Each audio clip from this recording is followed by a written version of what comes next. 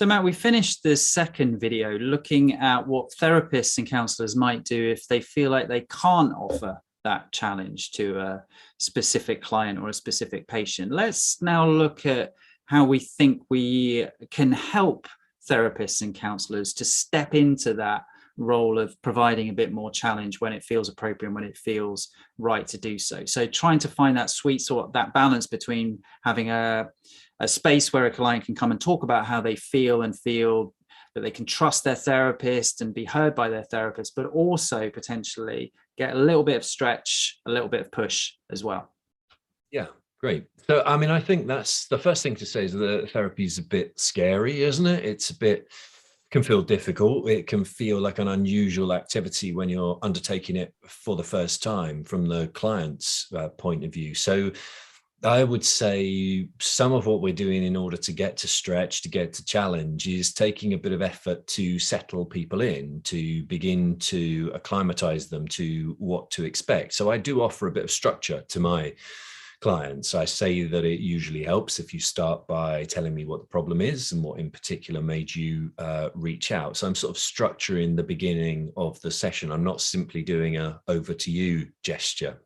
And at the end of that first session, I would usually try to sum up my thoughts and outline some possible next steps. I'm partly wanting to show that I've been listening. I want to check that I've heard it right. It's an opportunity for them to add something or amend something. And I might try and draw out a theme if I think there is one. I might say it's not completely clear to me right now, and I might add that perhaps it's X or perhaps it's Y. But what I don't do is say nothing at that point, because I think that's odd and I think it can be a bit punishing. So I think the fear in that from therapists' point of view is that you're inserting too much of yourself in the session. Personally, I think it's more upside. I think that risk is there, but the client should lead, but the unconscious should lead. But I think actually all of that stuff comes up, and I think we just make it a little easier to settle into the process of therapy, and that allows us just to steer the client through. I think we're trying to, essentially, I suppose what I'm saying is we're trying to titrate the treatment, aren't we? We're trying to do it in doses. We're trying to build them up to something, a bit like you might do in the gym, or you might do with personal training, or you might do with a kind of athletic endeavor, or even the learning of an instrument.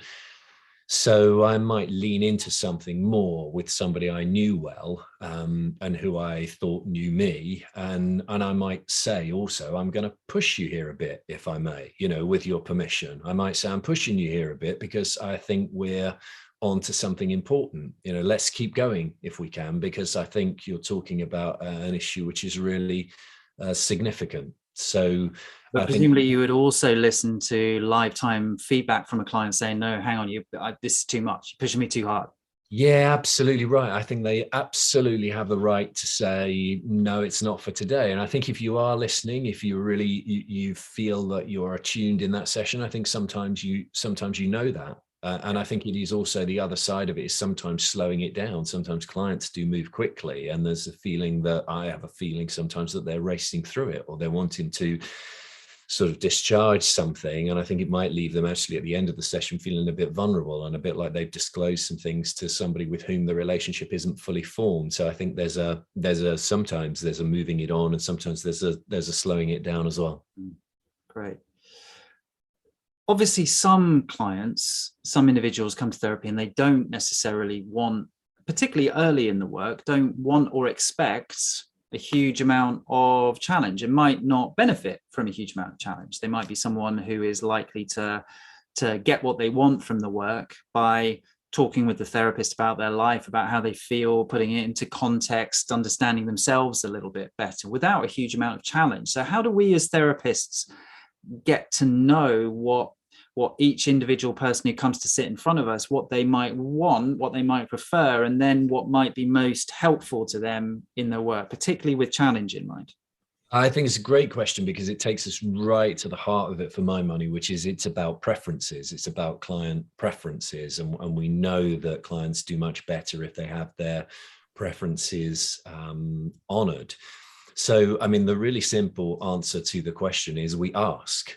So, we know from that research finding that actually 75% of people, 70+% of people want some direction and guidance, but that does mean that there are 15% of people who don't. And that's a not insignificant number. So, I mean, I think you're right to focus in on that group as well. It doesn't mean just because the research tends to suggest it's towards the other way that we can automatically assume that would be a really unwise course of action. It would be somewhat disrespectful, and I think it would impede the work. So if you were looking, possibly do some harm, presumably too. Yeah, absolutely. Yeah. So if you were looking for a practical tool to help you navigate through that, I would use something like the Cooper Norcross Inventory of Preferences, which is usually abbreviated to C-NIP, which you can find if you Google it really readily.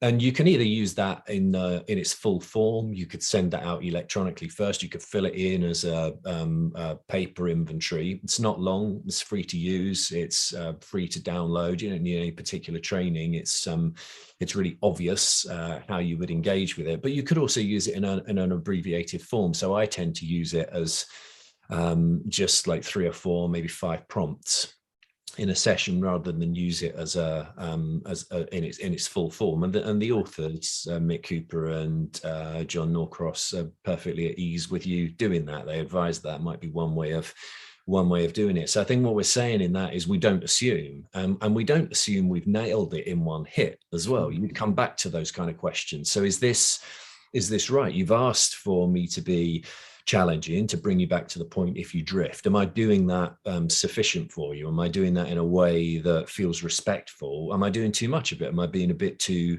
heavy-handed? And just remembering that there's that really strong, even if that is difficult for you, there's that really strong association between what clients say they want and how well they do in therapy. That's based on multiple studies. I think something like 53 studies that end up accruing to more than 16,000 clients that suggest that preferences are associated with accommodating preferences associated with more positive outcomes. So that's fewer treatment dropouts, clients being half as likely to drop out. And that's a huge effect. So we should take that, really seriously. And we should take the fact that clients seem to know what will work for them, at face value.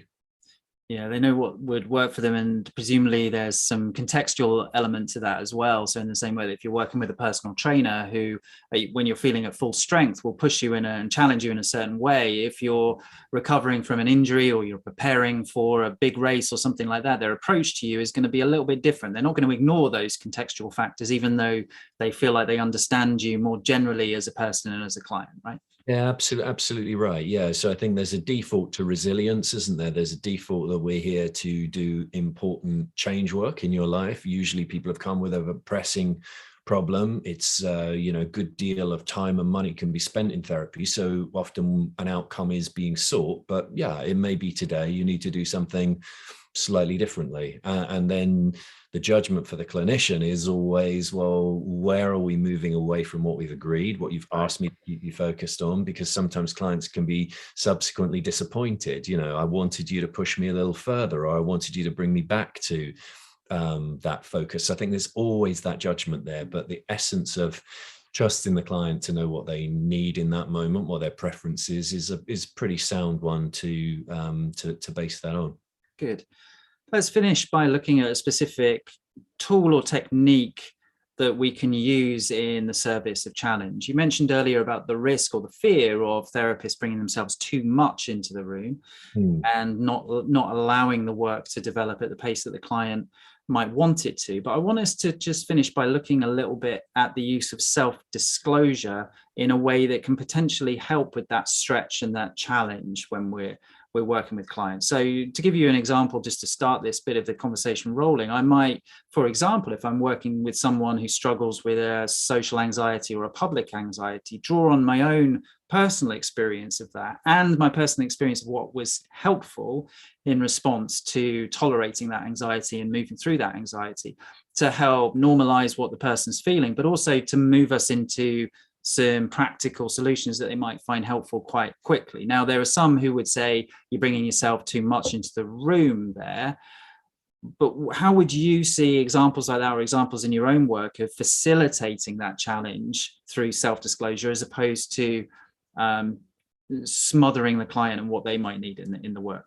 Yeah, I mean, again, it's the balance, isn't it? I think it's where you are in the work, where you are with that particular client, what you think might be useful for them. So it's less, I've got something really interesting to say here at this juncture, and more like, would you find this, might the client find this useful? If the answer to that is maybe they would, I think that's your basic rule of thumb. I think we've talked elsewhere about the Lou Aaron example of where he brings in some of his own relationships. So Lou is the therapist, and the client is complaining in effect about his misgivings about the relationship he has with his girlfriend, and he asks Lou whether he finds anything disappointing in his relationship with his wife, and he flips it back and says, well, actually she finds things disappointing about me, as do I. How could she not? So he's turned it around. He's not gone into great detail about his own marital strife or where the rubs are in that relationship. But he's just made a simple point that actually, all of us have got those kind of flaws, and it might be worth thinking of it the other way round. And I think there's a lovely example of challenge in, is it Paul Geltner's book on emotional communication, where he does something sort of similar. He picks up the theme from the client who's talking about dressing in a particular way. He's typically dresses in quite a conservative way, that kind of sort of preppy look that's associated, with a kind of particular social class in the US. And the guy who dresses in this way typically has seen leather jacket and jeans, and he sort of asks, he pauses. The implication is like, do you understand me? Do you know what I'm saying here? And Paul Geltner outlines like some examples of where you could really run with that theme, or whether you could reflect it back to them in quite a traditional way, which might feel a bit dry. It would preserve your, neutrality. You could argue that it would be getting the client to continue to think about it from their own point of view. But what he does with the idea of emotional communication is really takes it and says, I know exactly what you mean. I know exactly what it means to want to show off, to want to exhibit yourself, and he's doing this partly because I think he's inviting the client to take that step.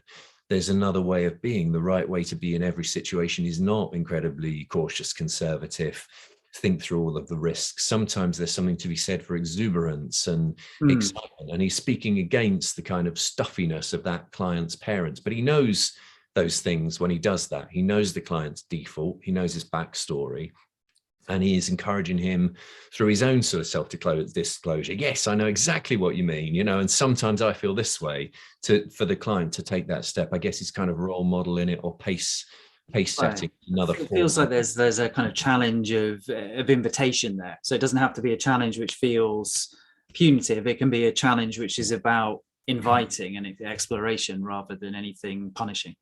And absolutely right. And I think it's taking the client's lead, isn't it? The client is already like, he's on the precipice, he's going somewhere new. And, would you just help that process along? Would you open the door a little? Would you be the guide in that situation? And I think what we're talking about in the research, the finding is that sometimes people do want to be guided and helped, steered and encouraged in a way that I think sometimes as therapists, we assume that's not quite the right way to work. We let them lead, we wait for them, we follow. And I think that's true sometimes, and other times it's helpful to work in that slightly different, that more proactive way.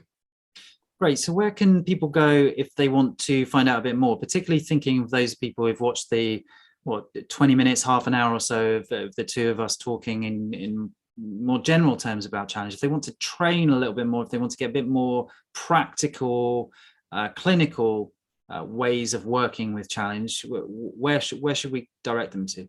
Yeah, so I mean, I think our training that we offer on this is pretty good. I would say that, wouldn't I? But I think it's a really helpful way of thinking about the principles and then thinking about how you might work those out in actual clinical settings. So we've got Right. some really practical examples in that training of when you would use particular ways of challenge, and then different ways of thinking about challenge, because, you know, the silence is also challenge, isn't it? You know, there are lots of different ways of thinking about it. So I think people would really benefit from that course. So they find that at our website. It's lcap.co.uk, lcap .co.uk. So I think that would be probably where I'd direct them in the first instance, and then from there we've got further reading and further follow-up references if people want to go a bit further and deeper into the subject. Wonderful, thank you. I'll make sure that the link to the specific course on challenge is in the notes underneath the 3 videos that we've done on challenge. But for today, thanks, Matt. We'll convene again to talk about some more subjects relevant to the therapists and counsellors out there soon.